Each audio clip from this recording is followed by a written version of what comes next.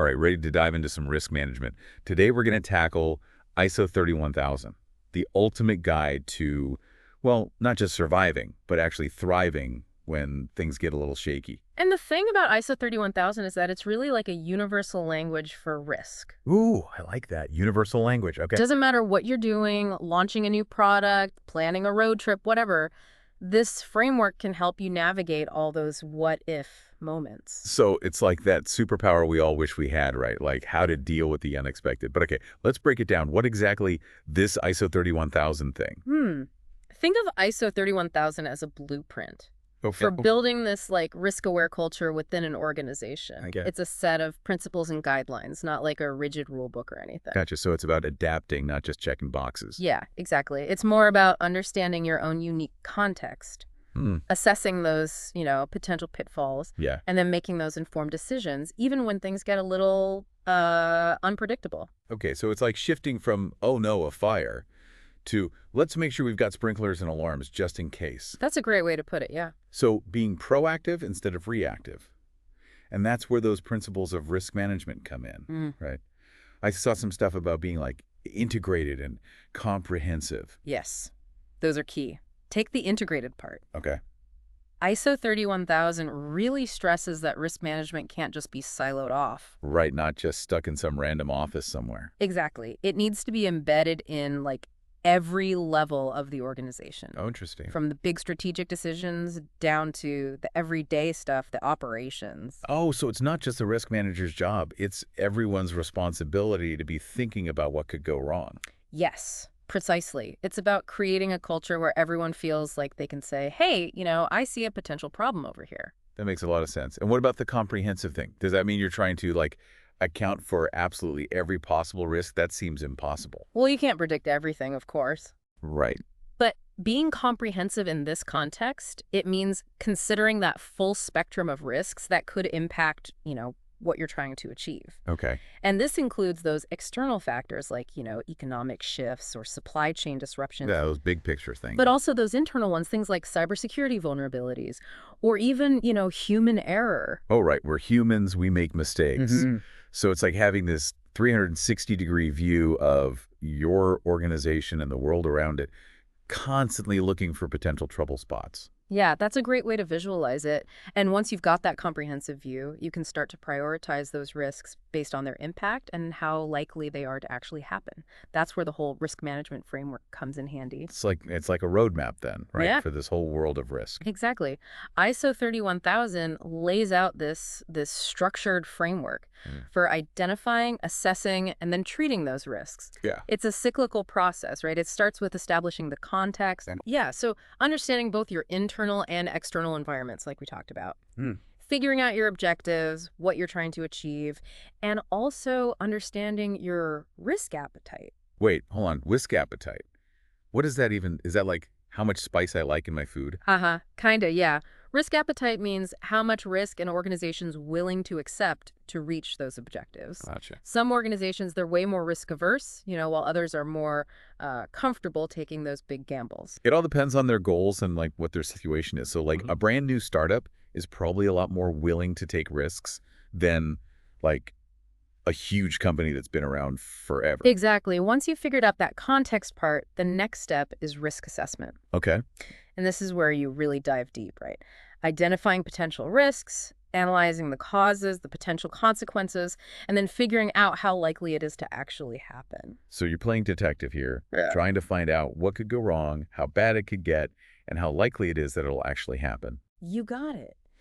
And that's where ISO 31000 reminds us to be mindful of those human quirks we were talking about earlier, like, confirmation bias. Oh, yeah. Where we tend to like seek out information that only confirms what we already believe. That can really mess with our judgment when it comes to risk. So it's not just about crunching numbers. It's about understanding how our brains work, how they can sometimes lead us astray when we're trying to assess risk. Exactly. And once you've identified and analyzed those risks, then you got to figure out how to deal with them. That's where risk treatment comes in. So this is where you decide, okay, do we avoid this risk, reduce it, transfer it to someone else, or just accept it as part of doing business? Yeah, you nailed it. And there's no one right answer.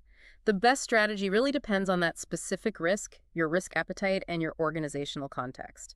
And, sometimes taking on a calculated risk, that can lead to big rewards. It's about being strategic, not just playing it safe all the time. Exactly. Finding that balance between managing risk and actually seizing those opportunities. Oh, I like that. And remember, managing risk isn't something you do just once and forget about it. It's an ongoing process. So even after you've assessed everything and figured out how to treat those risks, you're not done. You've got to keep an eye on things and make adjustments as needed. Yes, precisely. The world's constantly changing, so your risk management has to be flexible and adaptable too. That's where monitoring, reviewing, and continuously improving come into play. So it's like a constant feedback loop. You're always gathering new info, learning from your experiences, and tweaking your strategies to stay one step ahead. You got it. It's all about building a resilient organization that can not only handle those tough times, but actually come out stronger on the other side. You mentioned earlier that ISO 31000 provides like a framework for this whole risk management thing.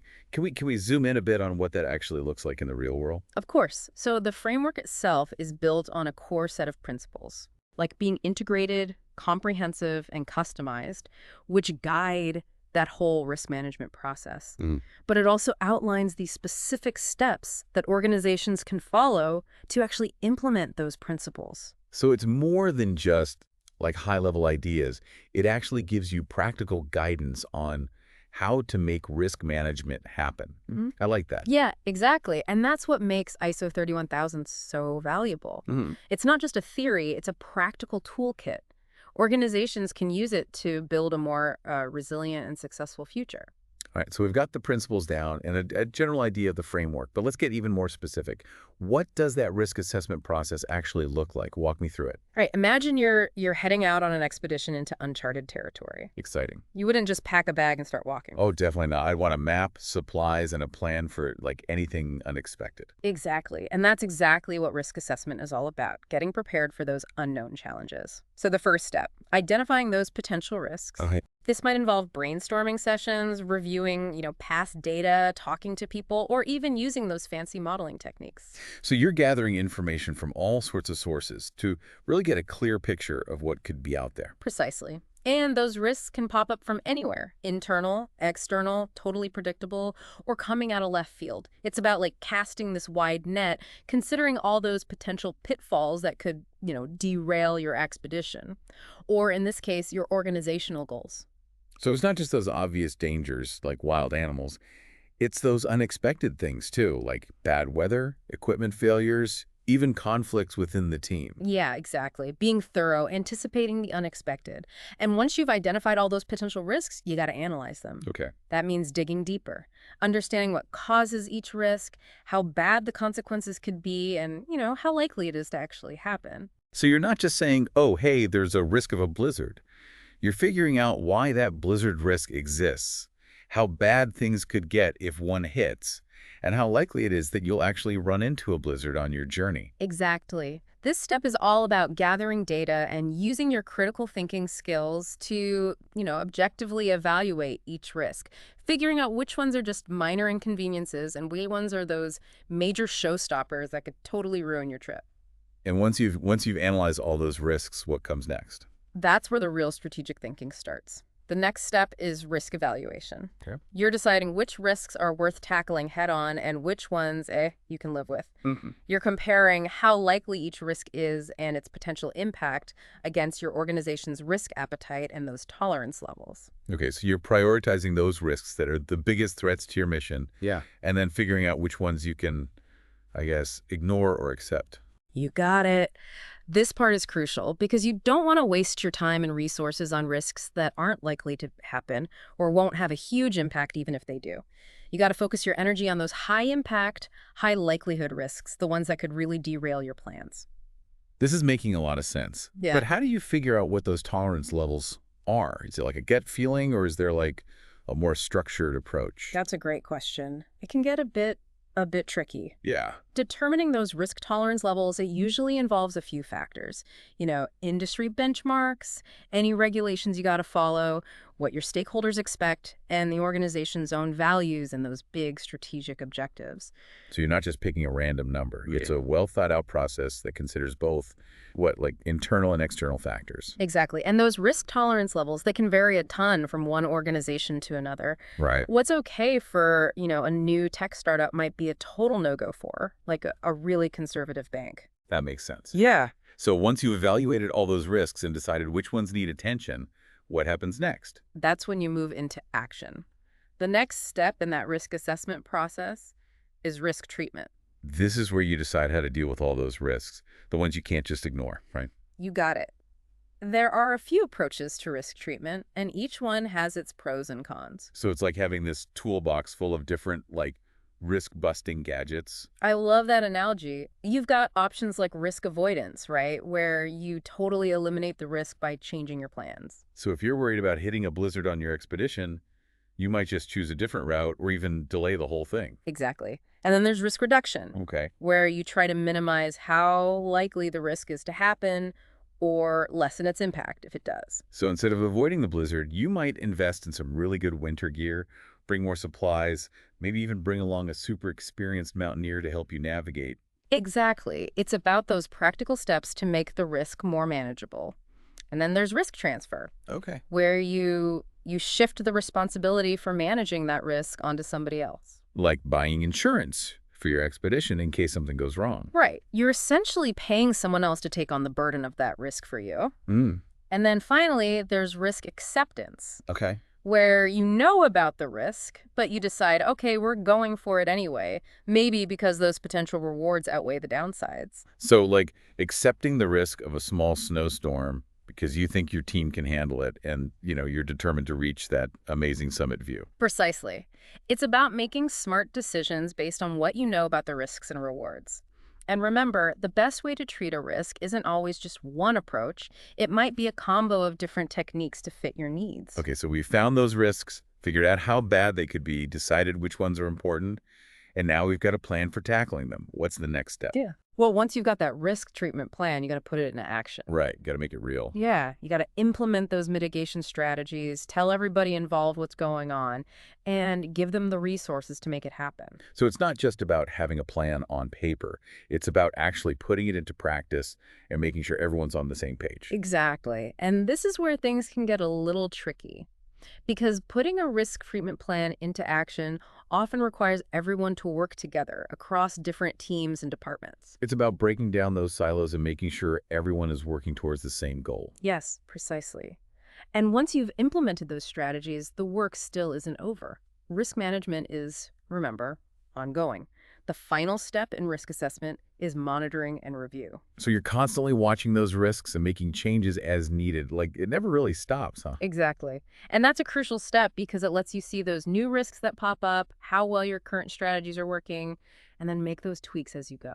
So you're basically keeping your finger on the pulse of all those risks, making sure your strategies are still on point and changing things as needed. It's like a risk management dashboard that's constantly updating.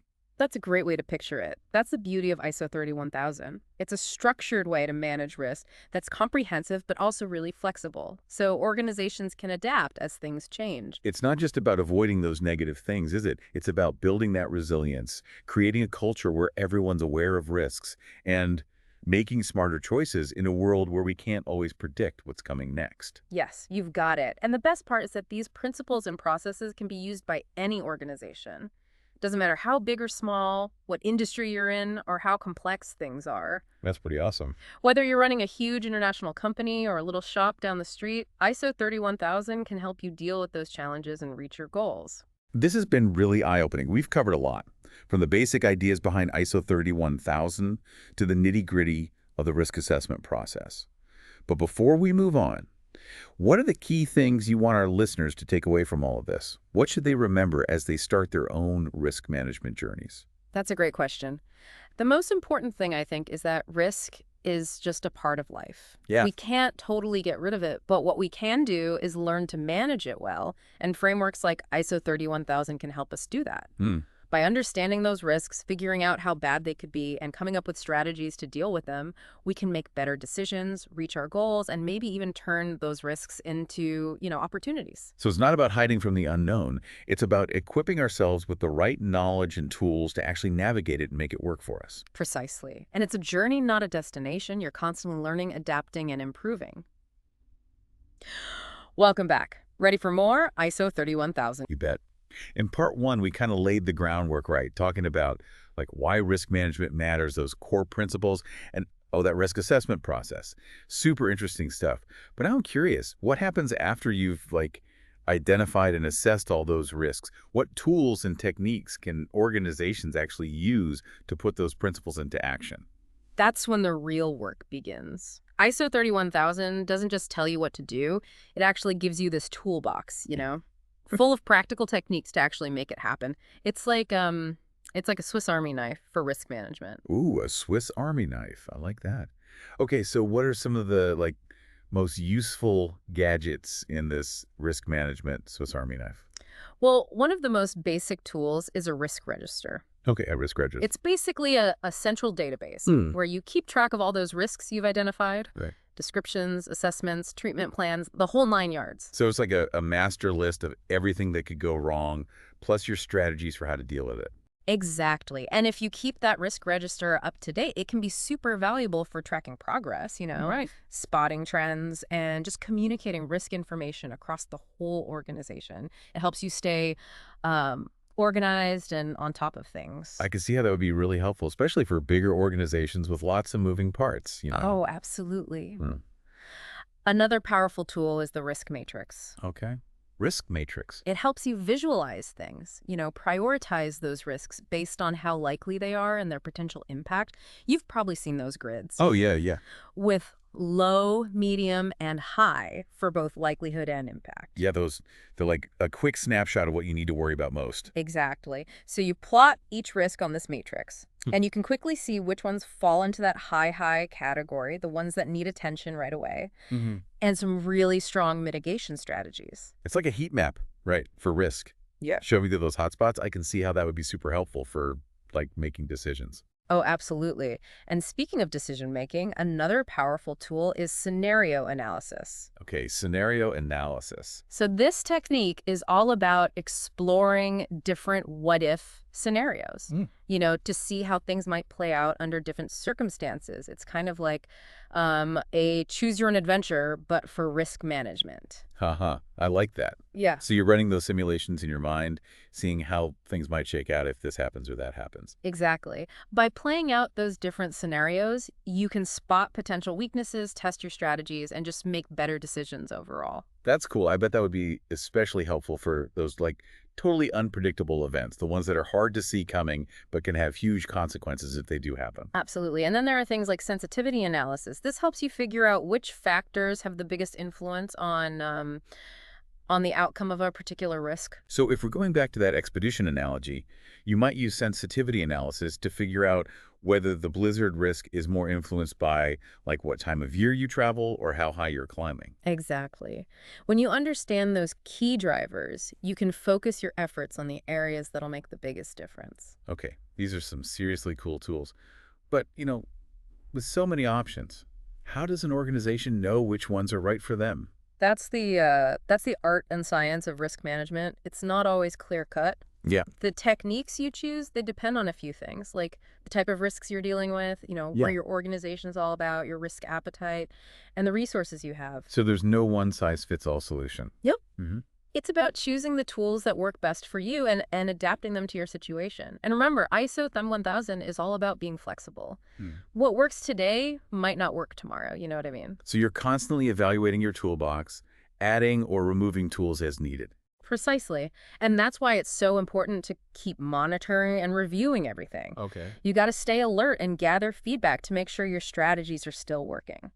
That makes sense, especially when things are changing so fast these days. Absolutely. And remember, ISO 31000 is more than just tools and techniques.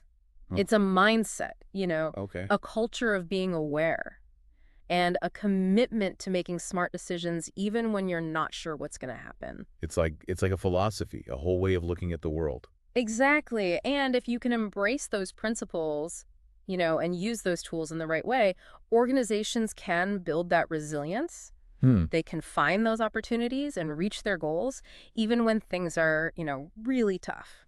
Okay, so we've talked tools and techniques, but what about actually putting those risk management plans into action? What does that look like? That's where it gets really exciting. Oh, good. Implementing a risk management plan, it's all about turning those strategies into something concrete. You know, assigning responsibilities, giving people the resources they need, setting up those communication channels, and then keeping track of how things are going. So it's like launching a new product or tackling a big project. You need that detailed plan, the right team, and the way to keep track of everything and make adjustments as you go. You got it. And just like any big project, you need everyone on board to make it work. That means communicating why risk management is important, providing clear guidelines, training people, and making sure everyone feels empowered to take ownership of those risks. So it's not just the risk manager's job anymore. It's everyone working together, All right, right? precisely. And this is where strong leadership is so important. Okay. Leaders have to set the tone, show everyone that they're committed to risk management, and create a culture where people feel okay speaking up about potential problems. It's about building that culture where everyone's thinking about risk all the time. Exactly. And that's what makes an organization really resilient, right? Yeah. One that's not only ready for the unexpected, but can actually adapt and thrive when things get a little crazy. All right, so we've got the plan, everyone's on board, and we're ready to go. What are some things to keep in mind during that implementation phase to make sure everything runs smoothly? Well, it's important to start small and build momentum. Okay. Don't try to tackle every risk at once. That can be overwhelming. All right. Focus on those high priority areas first, and then you can expand your efforts as you get more experience and confidence. So it's like climbing a mountain. You don't start at the top. You break it into smaller climbs, Yeah. and celebrate those little wins along the way. Exactly. And remember, communication is so key throughout the entire process. You got to keep everyone in the loop about progress, challenges, any changes to the plan. That open communication, it builds trust and helps make sure everyone's working together. So it's not just those occasional emails or the annual risk management meetings. It's about making sure everyone's talking and sharing feedback all the time. Precisely. And don't forget to celebrate the successes along the way. When things go well, Yeah. recognize the people who are making it happen. That helps build that positive culture. It encourages people to stay engaged. It's like high-fiving those climbers as they reach each base camp. Exactly. And lastly, remember that implementation isn't a one-time thing. It's something you gotta keep refining. Okay. Regularly review your plan, see how well it's working, and make changes as needed. So you're always monitoring things, getting feedback, and tweaking things to make sure your strategies are still relevant and working well. Precisely. And that's what really helps organizations create a risk management culture that lasts, one that's woven into everything they do, helping them deal with the unknown. This is all making a lot more sense now. All the pieces are starting to fit together. I'm glad to hear that. That's what's great about ISO 31000. It's this framework, this set of tools, and a way of thinking that can help any organization manage risk better and reach their goals. All right, so we've covered those tools and techniques, even how to implement those risk management strategies.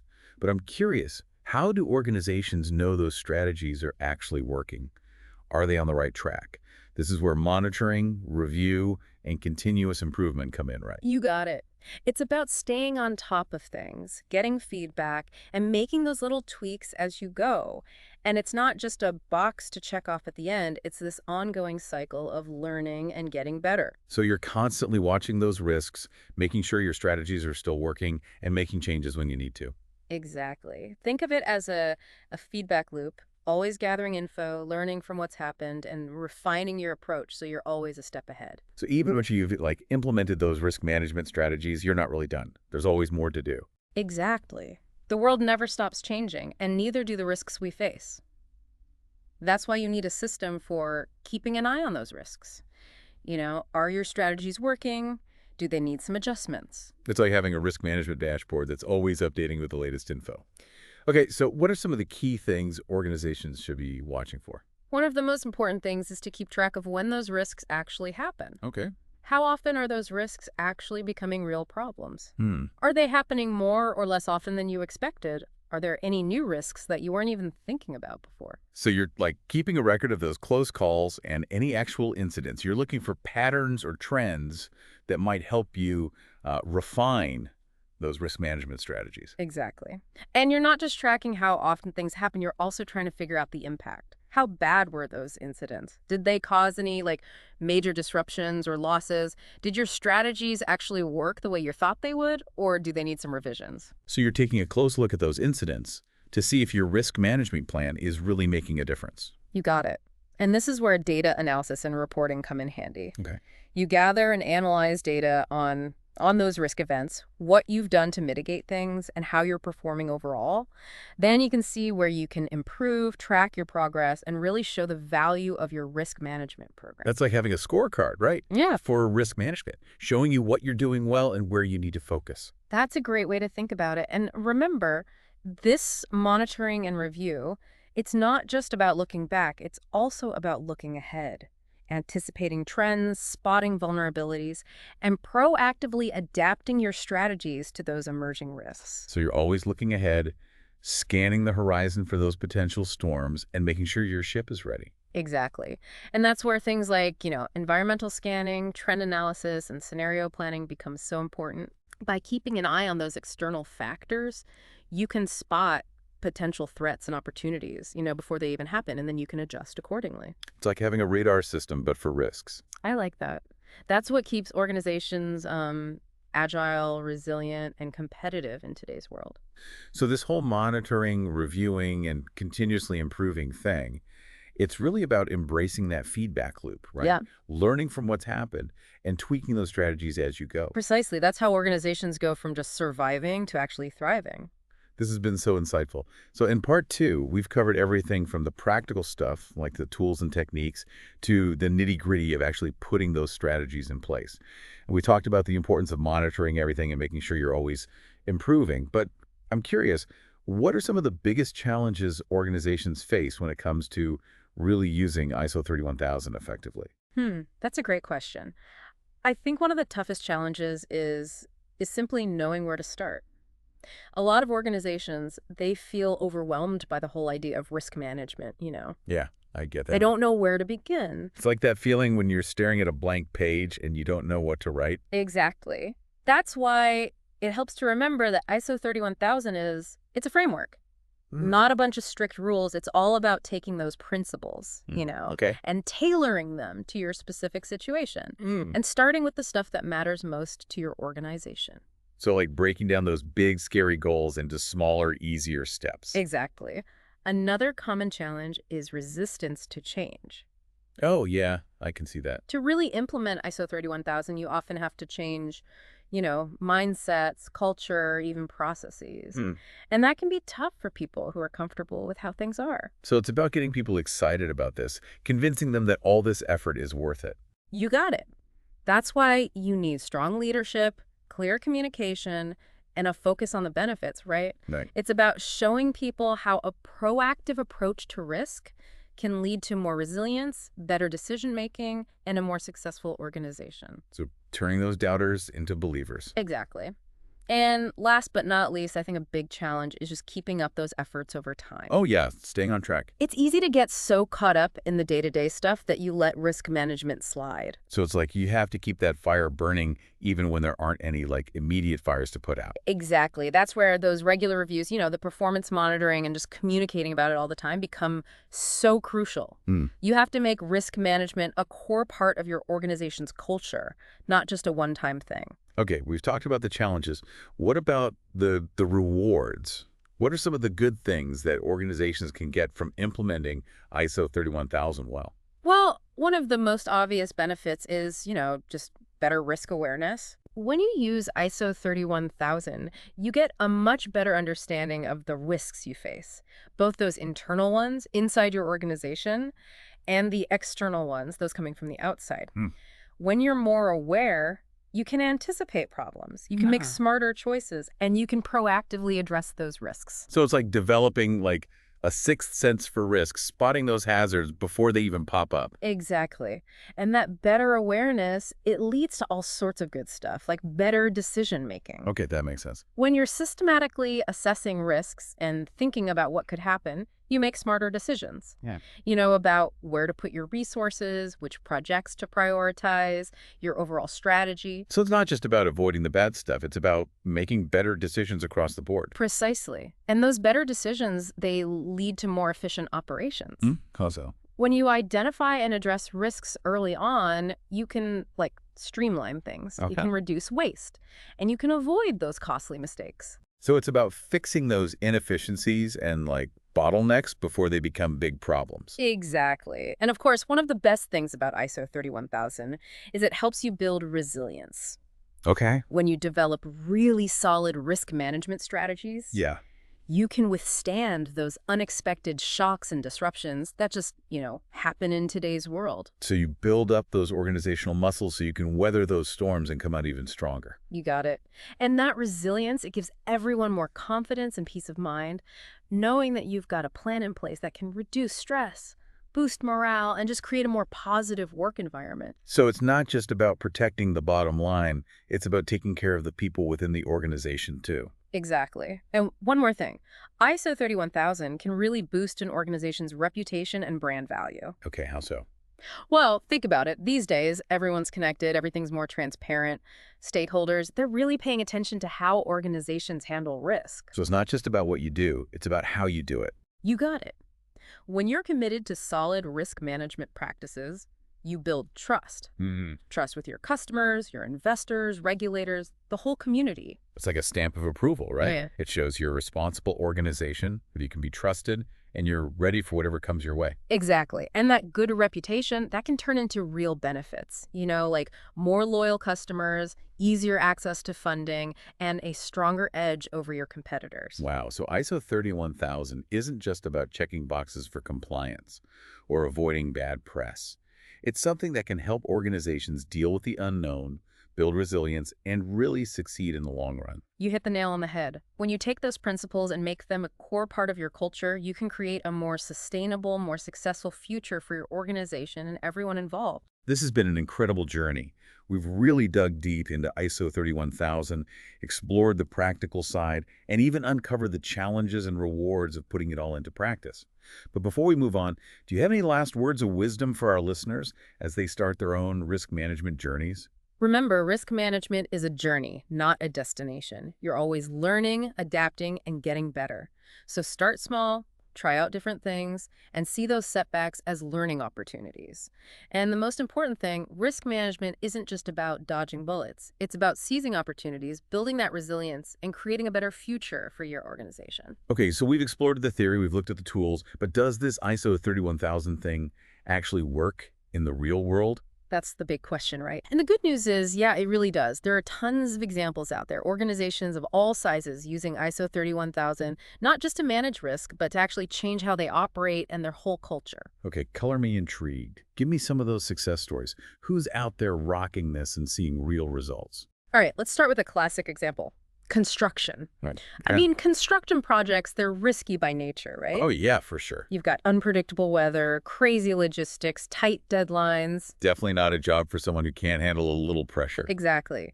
But some construction companies, they've taken ISO 31000 and woven it into every single step of their projects, from the very beginning when they're bidding on a project to the very end when they hand over the keys. And they've seen incredible results. Like what? Way fewer accidents, fewer delays, and they're not going over budget as much. Wow, so it's not just about building safer buildings, they're actually building a safer, more efficient way of doing things. Exactly. And it goes beyond just those practical benefits. It's about changing the culture. When everyone on a construction site, the architects, the people actually doing the building, everyone, when they all understand risk management, it creates a whole new level of trust and teamwork. I bet that feeling of, like, everyone being on the same page is priceless in that kind of high-pressure environment. So that's construction. What other industries are seeing wins with ISO 31000? Healthcare is another really interesting one. Okay. Hospitals and clinics, they deal with, well, life and death every single day. Right, the stakes are incredibly high. Yeah, and the risks are huge. But when they use ISO 31000, healthcare providers aren't just making things safer for patients. They're also making their operations smoother and saving money. So we're talking about like fewer medical errors, preventing infections, even making sure patients move through the system more efficiently. Exactly. And it's not just about checking those boxes for regulations. It's Right. about creating this environment where things are always getting better, Hmm. where everyone feels like they can speak up if they see a potential risk. That's got to be so important in healthcare. Now, you mentioned before that ISO 31000 works for, organizations of all sizes. Yeah. Any examples from those smaller companies? Oh, absolutely. Think about those small and medium-sized businesses, the SMEs. Oh, They often don't have a ton of resources or, the specialized knowledge bigger companies have. yeah. So they're more vulnerable to unexpected problems. But there are some great stories of SMEs using ISO 31000 to deal with tough economic times, disruptions in their supply chain, even cyber attacks. It's like giving those smaller companies a fighting chance, a way to compete with those big players. Precisely. And the best part, ISO 31000 is totally adaptable. A small business can tweak those principles and processes to fit their needs just as easily as a massive corporation. I love that. It really is like that Swiss Army knife, adjusting to fit any pocket. Okay, so we've got all these great success stories, but what about the bumps in the road? What are some of the challenges organizations should watch out for when they're trying to use ISO 31000? Well, even with the best of intentions, there are some common traps. One big one is treating ISO 31000 as a one-and-done project, like something you check off a list. So they get the certification, put it on the wall, and that's it. Yeah. Unfortunately, that happens. But ISO 31000 isn't a trophy. It's about really taking those principles and weaving them into how the organization works, making risk management an ongoing thing, something that's always evolving. It's that culture shift we talked about, right? Making sure everyone's thinking about risk as part of their everyday work. Exactly. Another mistake is getting too hung up on the tools and techniques themselves. Okay. And forgetting about the people. You can have the most amazing risk registers, the most advanced models. Yeah. But if your team isn't on board, if they're not engaged, it's not going to work. It's like having this amazing kitchen with all the fancy gadgets, but nobody knows how to cook. I love that. You can't forget the human element. In the end, risk management is about people making decisions when they're facing uncertainty. The tools, they're there to help people, not to replace their judgment or intuition. Great point. So for an organization that's ready to jump into ISO 31000, what's the best way to start? ISO 31000 actually lays out a pretty clear path for implementation. A good first step is what we call a gap analysis. Okay. You compare how you're managing risk right now to the principles and guidelines in ISO 31000. So you're basically figuring out what's missing from your risk management toolbox or what needs to be upgraded. Exactly. And once you see those gaps, you can come up with a plan that makes sense for you. Focus on the areas where you need the most work. So you start with the easiest stuff, those quick wins that show everyone that risk management is actually worthwhile. You got it. And don't be afraid to, ask for help. There are consultants and trainers out there who can guide you through the process, help you avoid those common mistakes. So they're like risk management Sherpas, helping you navigate those tricky paths.